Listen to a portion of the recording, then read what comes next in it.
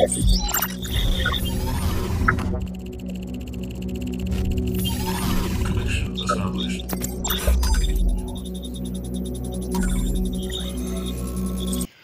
up, Guapitos? Eto na naman ako at sisirain ko na naman ng ilang minuto ng inyong buhay.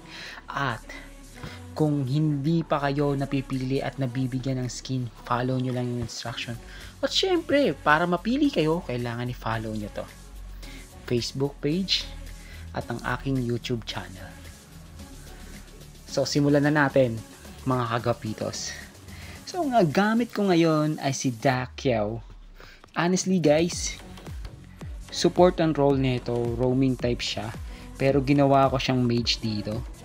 So gagawa tayo dito ng mala epic na laro guys, kung saan yung roaming ginawa kong mage.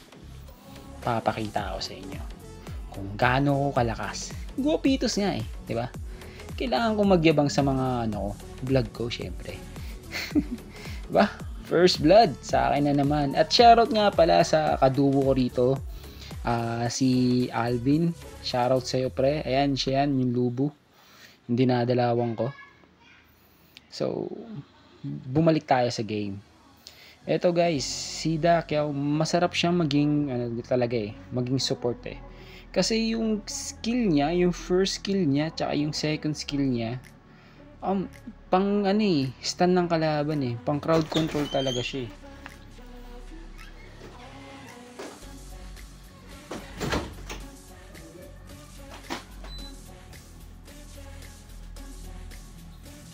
yan, diba? Nakikita nyo. Tapos yung isang extra other skill na ito, yung parang niya is yung iti-teleport kanya pabalik sa inyo.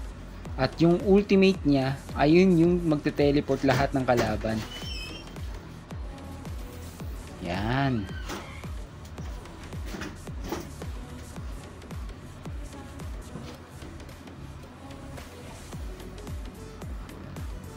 Diba ang astig? Killing spree na agad. Akala ata mapapatay ako. Pero may skill nga ako na pampauwi so hindi ko na kailangan gumamit ng recall. Kasi mas mabilis yung pagpapateleport ni Dakyao kaysa dun sa recall natin regular Kasi may delay siya ng 5 to 6 seconds.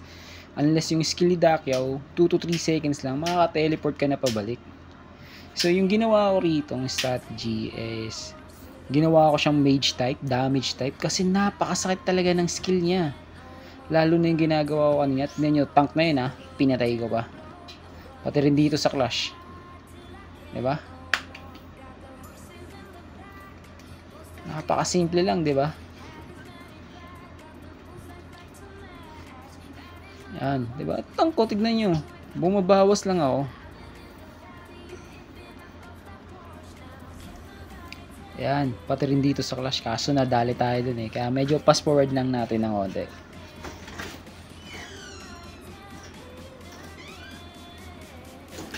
Yan. Dito magkakaroon naman dito ng bagong clash. At tinodas natin si Sunbeam dun. So ito ulit guys, may ikipag-clash ulit. Makaka-double kill ako dito Ayan di ba? Napatay ko na naman yung ADR nila.